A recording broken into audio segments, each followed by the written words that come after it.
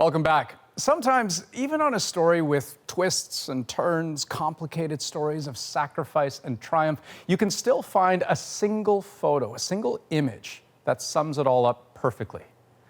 This is that photo. Bianca Andreescu's against all odds performance against one of the best female tennis players of all time, Serena Williams, at the U.S. Open in New York City, exactly 6 days ago. And then, exactly 2 days ago, she said this. I've accomplished a lot in this past year, and I feel like I can do even more in this sport. So I'm just gonna keep striving and hopefully win many more Grand Slams from now on. She's aiming high, that's for sure. And don't forget, she is only 19 years old. So where does this resolve come from? Every Friday, we're going to take one topic in the news and try to break it wide open in a way that's interesting, insightful, and empowering. So this week, we want to try to answer the question, how do you create a champion?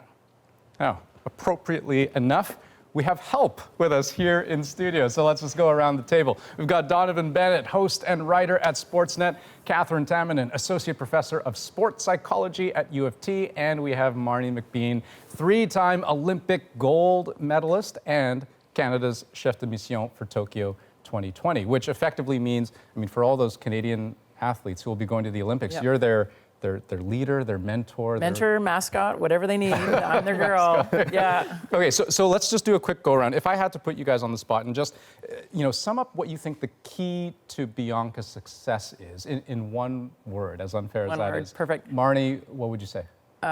Natural. Natural? Natural. Catherine? Tenacious. Tenacious. Donovan? I was going to say fierce, but I'm going to say irrational. Irrational. Yeah. Okay, I'm going to ask you about that in just a sec. Take a look at this. August 27th, 2018 U.S. Open. Bianca's knocked out in the first round of qualifying. She's ranked 210th in the world. Fast forward to March 17th, following year, Indian Wells. She wins the whole tournament. Breakthrough victory. 5 months later, wins the Rogers Cup. Then, last Saturday, vengeance at the U.S. Open. Not only breezes through qualifiers, but in the final, of course, beats Serena Williams in straight sets. So, our first question, how does she do it? Marnie, you said natural. For those of us who still hope to become champions one day, that doesn't bode well. So unpack that for me. I feel like I'm kind of exploding, the whole panel here. So natural, organic. There's a huge part of an athlete like Bianca that is her. It's just always been her. It's her personality. But as natural, I think no one's gotten in her way. Like, it's just like a perfect field or forest of everything that's just untouched. And so no one has taken her raw talent and said, oh, but you should do it this way. And no one's taken her dialogue and said, oh, you should talk this way. You kind of really get the sense that everything she's saying is flowing through quite naturally. It's like this internal dialogue that she's letting us be privy to. And then the way she's playing, I think what makes us love watching her, it's almost like her eyes are unguarded as she's playing, and you kind of just get the sense of her like, oh, I'm gonna do this shot. Like it's all very organic. Catherine, you said tenacious. What sets her tenacity apart from that of every other elite athlete? Yeah, the word tenacious, when I think of Bianca and the way she plays, it just strikes me that every time she plays, every shot, every match, every opponent, she seems to go into it with the same tenaciousness and competitiveness and that desire to win. And I also think of her tenacious nature in the way that she's dealt with injuries. Donovan, irrational. You're going to have to explain this. And I say it with love. I say it as a compliment. And here's why. You talk about the competitiveness and the love of competition. To go from 210, as you mentioned, to now top 10 and beat 7 people who are in the top 10 in a year, you have to be irrationally confident. Most people would have settled so many times along the way. Most people said, I'm injured, this is as good as I'm gonna be. She has a next level thinking of, well, why not me? And I'm gonna actually go after it. And that's why I think the difference between some of the GOATs and everybody else is they have a different mental capacity to think, this doesn't make sense, but I don't really care. Okay, so here's the common thread. I think it's clear that everyone agrees that Bianca has a mental toughness to her, right? But let's try to work through that. Have a listen. There's always going to be external pressure. I mean, I'm sure Canada wants me to do very well, and most importantly, I want to do very well. So I think that pressure really helps me, honestly. So the question, how to win the mental game? I mean, and we're talking about pressure. Let's start there. Marnie, you're going to have a whole slew of athletes asking you for advice on how to deal with the pressure of the situation. What would you tell them? Well, focus on the training and focus on the task at hand. And I think that's one thing that I really enjoy watching from Bianca. I know it's how I went from no golds to 3 golds, is not thinking about the gold medals. Was thinking about, for me as a rower, I just had to think about every stroke. And I think, you know, we hear from Bianca how she's done a lot of mental imagery and stuff like that, and also how she had a lot of time off. So the way she goes through dealing with all of it is every time she does a mental imagery, we don't think about bad strokes, we don't think about bad plays. And she's been in her mind thinking about playing Serena at her best, and how will I respond? How will I absorb what Serena, like what cannon Serena's gonna send at me? How do I absorb that?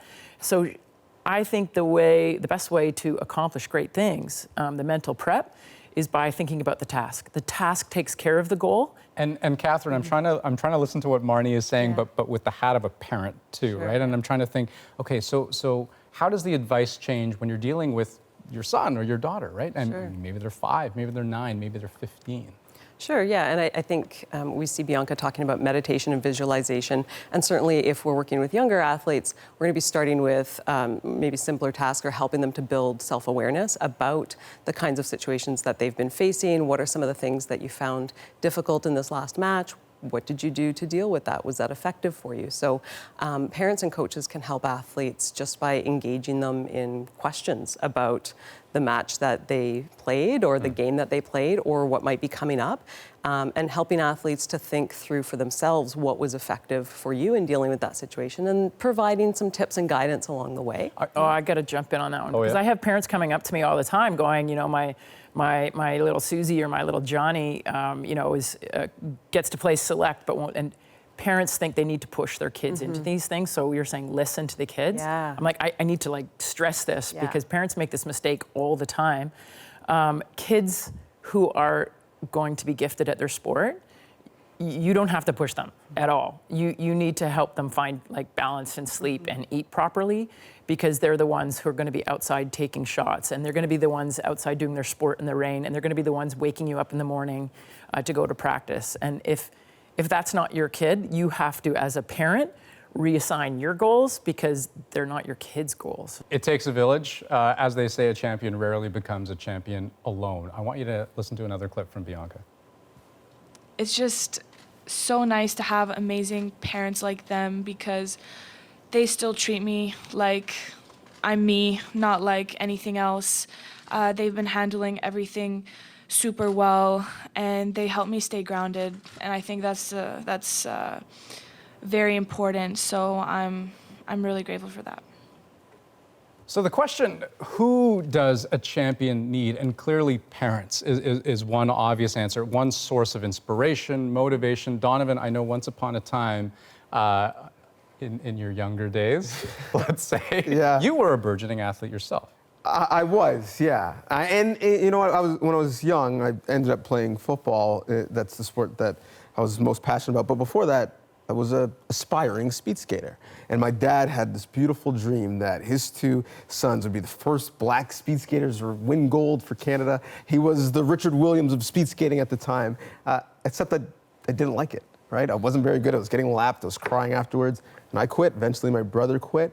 And if I look back, I probably would have enjoyed the experience more if I had the level of focus and attention to detail that I later had in my football career. And I say all that to say, it wasn't just the parents giving Bianca the resources and helping her with the tools. Bianca wanted to actively be a part of that conversation, and at a young age, she had the level of focus to be engaged that much so early, and that's why she ended up being good. And with that comes pressure, but Billie Jean Right. King, when she walked into the U.S. Open, the plaque is there. Pressure is a privilege. From an early age, she was already putting pressure on herself. She'd write, "I've won" on her wrist. And so she wanted this for a long, long time. But Catherine, I mean, for every story that I hear about kids who say, my parent, like dragged me to this thing that I didn't want to go to, for every story that I've heard about like that, I've heard the opposite, which is,